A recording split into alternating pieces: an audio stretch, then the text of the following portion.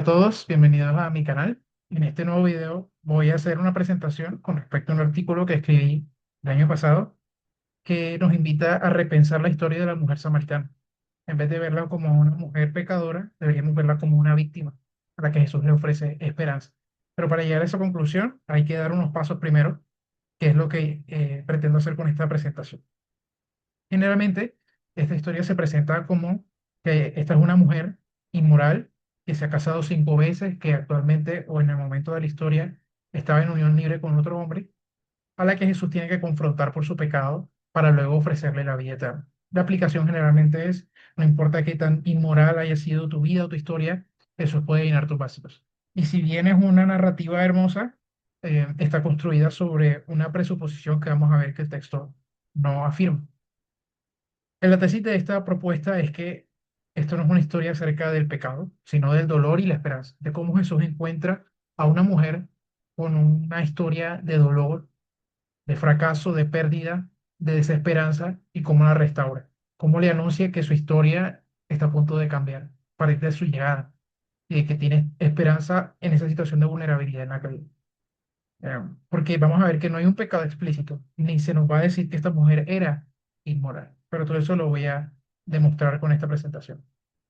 Hay, digamos, tres argumentos principales para decir que esta mujer era inmoral, ¿no? Que vivía en fornicación, en unión libre, y que era una mujer inmoral. En primer lugar, se señala que la mujer iba al pozo cerca del mediodía y que la gente no iba a los pozos a sacar agua, las mujeres no iban al pozo a sacar agua a mediodía, por lo que probablemente era una persona socialmente marginada, es decir, una persona que era tan inmoral que la gente no quería juntarse con ella. Está luego el argumento de que Jesús dice que ha tenido 5 maridos y el que ahora tiene no es su marido. Y finalmente, que la mujer después de que habla con Jesús, le anuncia a las personas de su aldea, vengan y vean a un hombre que me ha dicho todo lo que he hecho. Es decir, esto sería como una especie de confesión de pecado. Pero vamos a ver por qué esta lectura no funciona. En primer lugar, y este argumento viene de Kinner, lo encontré en Craig Kinner en su excelente comentario del contexto cultural, él dice que esta mujer iba al pozo sola cerca del mediodía porque era una mujer inmoral y que ninguna otra mujer quería acercarse a ella. Lo interesante es que cuando ustedes leen el texto en Juan capítulo 4 se nos dice que Jesús fue a esa hora al pozo porque estaba cansado del camino. Es decir, el énfasis del autor no está en qué hace esta mujer a esta hora tan extraña aquí, sino Jesús está cansado porque hace mucho calor a esa hora, cerca del mediodía hace mucho calor, Jesús tiene sed y por lo tanto llega al pozo y casualmente se encuentra a la mujer ahí. Hay varios contraargumentos a esa afirmación de Kinner. No hay evidencia externa de que la soledad o la hora del día impliquen un rechazo social. No hay fuentes que nos digan la gente marginada iba a esa hora a recoger agua del pozo. El agua se recogía cuando se necesitaba. Si tú estás en una situación desesperada, no es como en nuestra sociedad actual que abrimos simplemente el grifo y tomamos agua, ¿no? En ese tiempo, si se te acababa el agua, tenías que ir a buscarla, mediodía, de noche, de día. En este caso, quizá esta mujer no se quedó sin agua y tenía que ir al mediodía. O si esta mujer era una sirviente o una esclava, sacar agua era simplemente su tarea.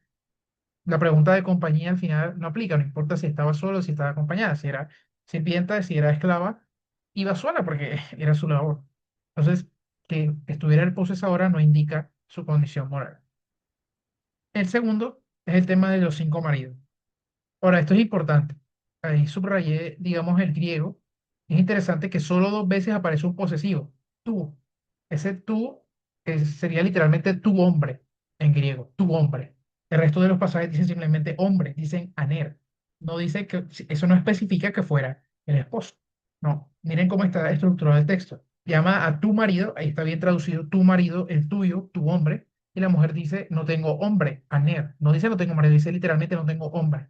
Jesús le dijo, bien has dicho, no tengo marido, sí, no tengo aner, no tengo hombre, porque 5 aner, 5 hombres has tenido, y el que ahora tienes no es tu marido. Ahí está, viene la diferencia en los textos, donde solo el posesivo tú, tu hombre, aparece 2 veces. Esto es importante. Tener un hombre no es equivalente léxicamente a tener un esposo. Y esta es la clave, ¿no? Pero si traducimos aner como esposo, siempre se encontraría una tautología, o sea, sería innecesaria, una repetición innecesaria. 5 maridos has tenido y el marido que ahora tienes no es tu marido. Entonces no podemos traducir inmediatamente aner como marido, es inconsistente.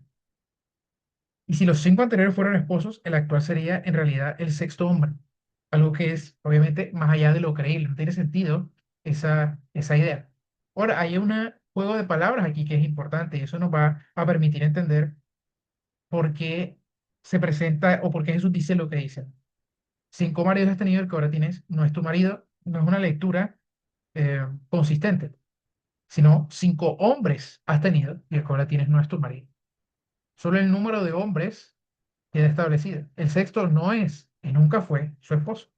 Es decir, esos cinco hombres pueden ser padre, hermanos, esposos o incluso amos. No necesariamente tienen que ser cinco matrimonios que esta mujer haya tenido. No es necesaria esa lectura del texto. Es una imposición a partir de una presuposición.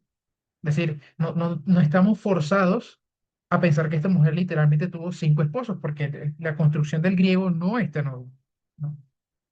¿Quiénes fueron esos cinco hombres? Entonces, pudieron haber sido esposos, es una lectura plausible. La esperanza de vida al final rondaba los 40 años, quizá esta mujer era viuda y enviudó cinco veces seguidas, y al final en la sexta, el hombre con el que estaba no quería casarse con ella porque tenía como miedo, no sé.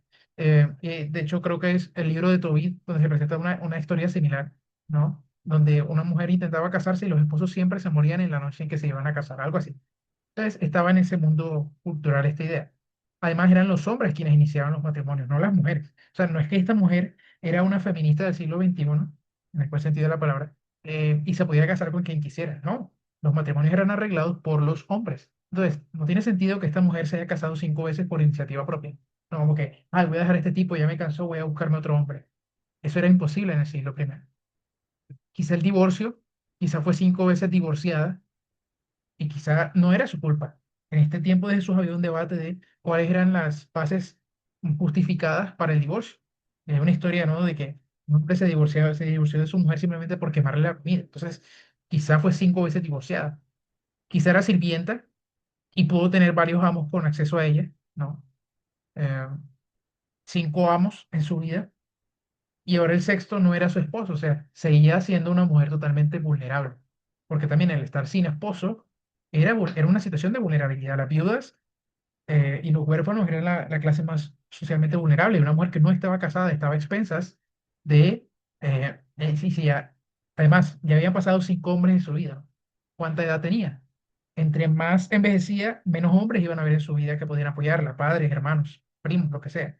Entonces, estaba en una situación de mayor vulnerabilidad y ese es el cuarto punto, quizá era una tutela familiar, ¿no? Padre, esposo, la falta de hijos, un hermano.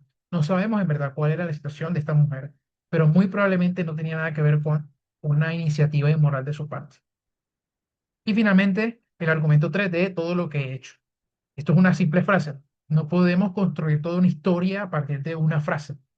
Todo lo que he hecho puede referirse simplemente al hecho de haber tenido cinco hombres y no estar casada con el sexto. Todo lo que he hecho es, me ha contado mi historia, pero eso no nos dice mucho. Y además, su testimonio es recibido por la gente.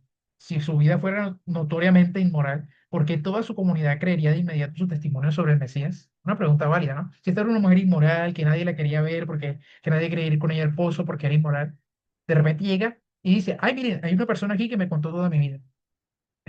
La gente no estuviera para nada convencida de eso y no le importaría, ah, ok, si tú eres una mujer inmoral, no te, ¿por qué te vamos a escuchar, no? Entonces, esto debilita bastante el argumento de que ella era una marginada social.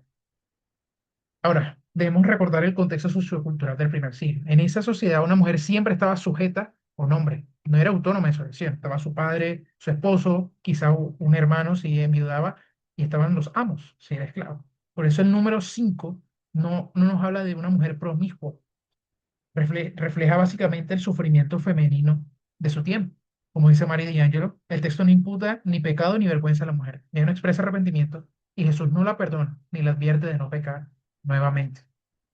Es decir, esta es una historia principalmente de dolor, de una mujer que ha sufrido muchísimo, que ha perdido cinco hombres en su vida y el sexto ahora no es su esposo, lo que la deja en una situación de aún mayor vulnerabilidad.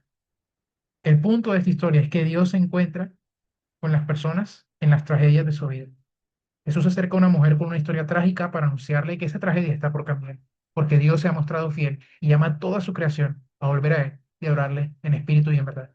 El punto es que no importa las tragedias que haya vivido una persona, la cantidad de sufrimiento que haya soportado, Dios está cerca. Dios se acerca y puede llenar su vida de esa agua viva que salta para vida eterna. No hay persona que haya sufrido tanto que no pueda experimentar el amor restaurado de Dios, que se sienta junto a ella en sus tragedias, que le cuenta todo lo que ha hecho, pero aún así le invita a participar de su historia, que conoce sus sufrimientos y le dice que ha llegado para cambiar su historia, para acercarse a esta persona y redimirla. Para profundizar, hay varios textos aquí y en los comentarios de este video van a encontrar un enlace a mi artículo donde defiendo esta postura de una manera mucho más robusta. Espero que les haya gustado y que, bueno, nos deje esta reflexión de predicar a este Jesús que se acerca a las personas en su tragedia y es capaz de restaurar esa tragedia y convertirla en una historia de redención. Gracias por su atención. Espero que estén muy bien.